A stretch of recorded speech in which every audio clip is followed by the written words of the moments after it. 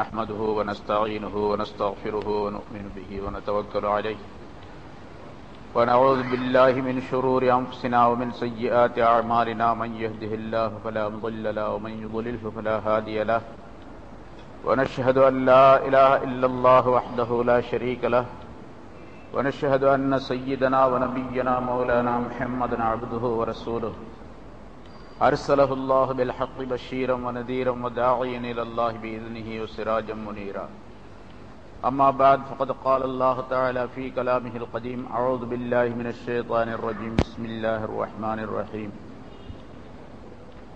وما آتاكم الرسول فخذوه وما نهاكم عنه فانتهوا واتقوا الله إن الله شديد العقاب صدق الله العظيم. கண்ணியத்திற்குரிய பெரியோர்களே, சகோதரர்களே, உலகத்தில் ஈமானை கெடுப்பதற்காக வேண்டி, இஸ்லாத்தை அழிப்பதற்காக வேண்டி ஆரம்ப காலத்திலிருந்தே பல்வேறு விதமான சூழ்ச்சிகளை பல மனிதர்கள் செய்து வந்திருக்கின்றார்கள். அவையெல்லாம் அந்தந்த நேரங்களிலே முறியடிக்கப்பட்டு உண்மையான ஈமான் எது, உண்மையான இஸ்லாம் எது என்பது பற்றி விளக்கங்களை மக்களுக்கு நல்ல மனிதர்கள் பலர் தெளிவுபடுத்திக் கொண்டிருக்கின்றார்கள். அந்த அடிப்படையில் தான் இந்த கூட்டமும் கூட்டப்பட்டிருக்கின்றது. நம்முடைய தமிழ்நாட்டில் சமீப காலமாக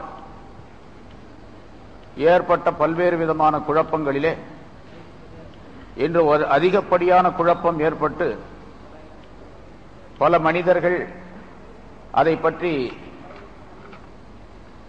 குழம்பி போயிருக்கக்கூடிய சூழ்நிலை,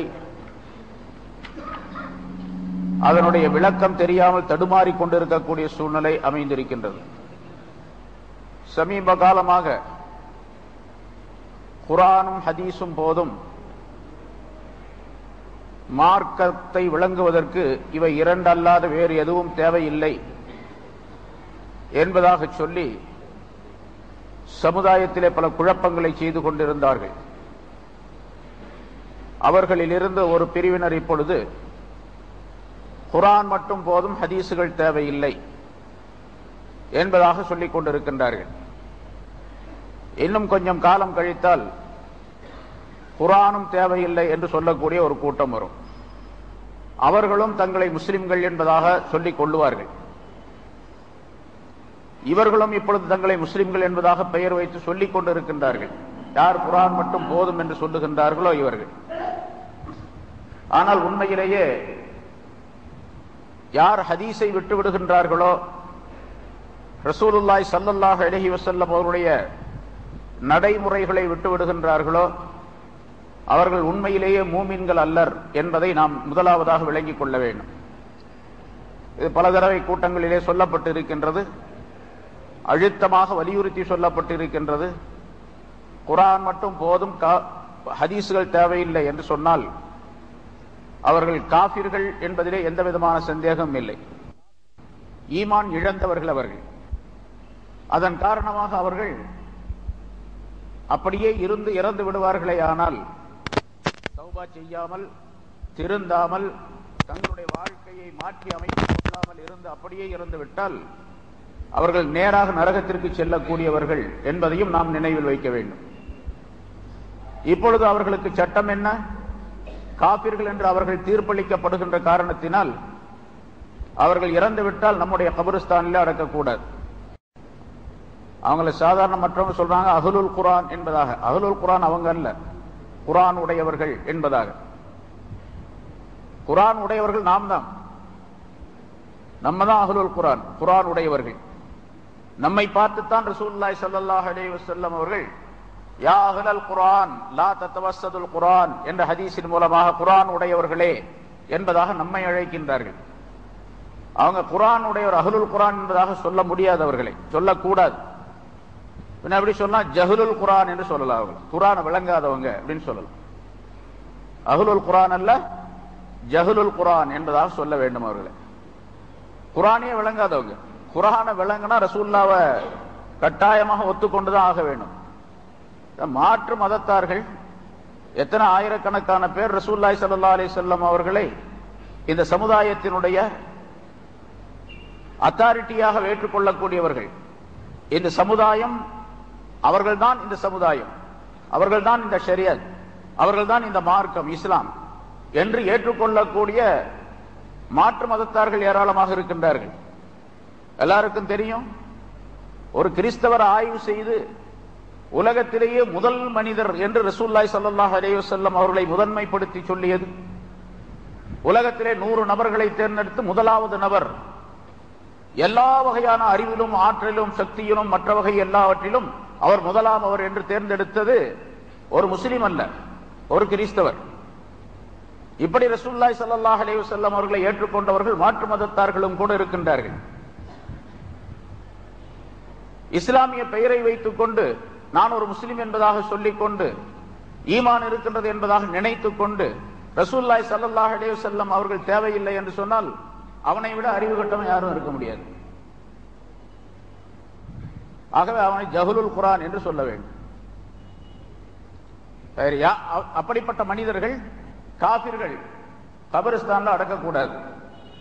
அப்படியே தெரியாதனமா அடக்கிட்டீங்கன்னு வச்சுங்க, அந்த கபரை தோண்டி அந்த ஜனாசாவை தூக்கி வெளியே போடுவதும் அவசியம். ஜனாசாவை தூக்கி வெளியே போடணும், கபர்ல அடக்கக்கூடாது. அவர்கள் காபிர்கள் என்று இருக்கின்ற காரணத்தால் காபிர்களோடு எப்படி உறவு வைத்துக் கொள்ள வேண்டும் என்று சட்டம் சொல்லுகின்றதோ ஷரியாத், அந்த முறைப்படிக்கு அவர்களிடத்தில் உறவு வைத்துக் கொள்ள வேண்டும். நீங்க யாராவது இப்ப நிறைய இருக்கிறாங்க, மெட்ராஸ்ல கிட்டத்தட்ட ஒரு 1000 பேர் இருக்கிறதாக கேள்விப்படுறோம். அந்த மாதிரி குர்ஆன் மட்டும் போதும் என்று சொல்லக்கூடியவர்கள் தனியா பள்ளிவாசல இந்த 7 வெல்ஸ்ல இங்கதான் பின்னால வச்சு அவங்க மஸ்ஜிதாக ஆக்கி, ஒரு இடத்தை மஸ்ஜிதாக ஆக்கி தொழுது கொண்டு வருகின்றார்கள். எப்படி தொழுகிறாங்க அப்படின்னு கேள்விப்பட்டா நமக்கு வேடிக்கையா இருக்கு. எப்படி தொழுகிறாங்க அப்படின்னு சொல்லி 7 வெல்ஸ்ல இருக்கிறவங்க இங்க இருப்பாங்க, யாராவது போய் பார்த்துருக்கீங்களா அவங்க எப்படி தொழுகிறாங்க, என்ன ஓதுறாங்க அப்படின்னு. ரசூல்லா வேணா ஹதீஸ் வேணா அப்படின்னு சொன்னா அப்ப எப்படி தொழுகிறது, எப்படி தக்பீர் கட்டுறது, என்ன ஓதுறது, எப்படி ருக்கு செய்யறது, எப்படி ருக்குல என்ன ஓதுறது, சுஜூதுல என்ன ஓதுறது, இதெல்லாம் எதுவுமே தெரியாது. எதுவுமே நாம கற்பனை செய்து கொண்டு எதையும் செய்ய முடியாது. சரி, அவர்களுக்கு யாராவது நீங்கள் பெண் கொடுத்திருந்தால், திருமணம் செய்து கொடுத்திருந்தால், அந்த பெண்ணும் உடனடியாக அந்த பெண் தலாக் ஆகி விடுவாள். அந்த பெண்ணை நீங்க கூப்பிட்டுக்கணும். உங்களுடைய பெண், யாராவது ஒரு பெண் அவருக்கு திருமணம் செய்து கொடுக்கப்பட்டிருந்தால் அந்த பெண்ணை திருமணம் உடனடியாக நீங்கள் எடுத்துக்கொள்ள வேண்டும், திருப்பி கூட்டிக் கொள்ள வேண்டும். இல்ல அவரோட தான் இருக்கணும், கணவர் தான் எனக்கு வேணும் அப்படின்னு அந்த பொண்ணு சொல்லிச்சு, நீங்களும் கணவனை விட்டுட்டு எப்படி இங்க வர்றது அப்படின்னு சொன்னா காபிரோடு வாழ்க்கை நடத்துகிறாள் அப்படிங்கிற அர்த்தம். அந்த பொண்ணு காபிரோடு வாழ்க்கை நடத்துகிறாள், ஹராமான உறவோடு இருக்கின்றாள் என்பதாக பொருளாகும். அவர்களுக்கு பிறக்கக்கூடிய குழந்தைகள் எல்லாம் ஹராத்துல பிறந்தவங்க அப்படின்னு சொல்லணும். இதை விட என்னன்னு திட்டுறது அப்படின்னு சொல்லணும். அவர்கள் இறந்து விட்டால் அல்லது அவருடைய பெற்றோர் யாராவது இஸ்லாத்தில் இருக்கக்கூடியவர்கள் இறந்து விட்டால் அல்லது அவர்கள் இறந்து விட்டால் இவர்களுடைய சொத்திலே அவர்கள் உரிமை பெற முடியாது, அவர்களுடைய சொத்திலே இவர்கள் உரிமை பெற முடியாது, வாரிசு உரிமை பெற முடியாது. ஏன்னா வாரிசாக ஆகிறதா இருந்தா இஸ்லாமாக இருக்கணும். தந்தை இஸ்லாமாக இருந்தார், முஸ்லிமாக இருக்கிறார், இறந்து விட்டார், மகன் முஸ்லிமாக இருக்கின்றார், மகனுக்கு தந்தையுடைய சொத்து கிடைக்கும். தந்தை இறந்துட்டார், அவர் முஸ்லிமாக இருந்தார், இறந்து விட்டார், மகன் காபிராக இருக்கிறார், தந்தையுடைய சொத்திலிருந்து பங்கு கிடைக்காது. இவர் எவ்வளவு ஏழையா இருந்தாலும் சரி, அவர் எவ்வளவு பணக்காரரா இருந்தாலும் சரி. இதே மாதிரி மாறுபட்ட மார்க்கம் இருந்தால் அந்த மாறுபட்ட மார்க்கத்தின் மூலமாக சொத்துக்கு உரிமையாக முடியாது. இப்படியெல்லாம் பல்வேறு விதமான சட்டங்கள் அவர்கள் மீது பிரயோகமாகின்றன. அதை நாம் விலகிக் கொள்ள வேண்டும். முதலாவதாக, சாதாரணமாக முன்னால் சொல்லிக் கொண்டிருந்தவர்களை போன்று மட்டுமல்ல. முதல்ல சொன்னோம்ல, அவங்கள இருந்து வந்தவங்க தான் அவங்க தொப்பி போடக்கூடாது, ஜட்டி போடக்கூடாதுன்னு சொல்லிட்டு இருந்தாங்கல்ல. ஜட்டி போடக்கூடாதுன்னு சொன்னாங்களா? ஜட்டி போடக்கூடாதுன்னு சொல்லல. இப்ப நான் கேட்கிறேன், தொப்பி போடுறது குர்ஆன்ல இருக்கா, ஹதீஸ்ல இருக்கா அப்படின்னு கேட்கறாங்கல்ல. ஜட்டி போடுறது குர்ஆன்ல இருக்குதா, ஹதீஸ்ல இருக்கா? ஜட்டி போடணும் அப்படின்னு அல்லாஹ் எங்கேயாவது சொல்லியிருக்கானா? ஜட்டி போட்டுக்கலாம் அப்படின்னு ரசூலுல்லாஹ் சொல்லியிருக்காங்களா? அது மட்டும் ஏன் போட்டுக்கிறாங்க?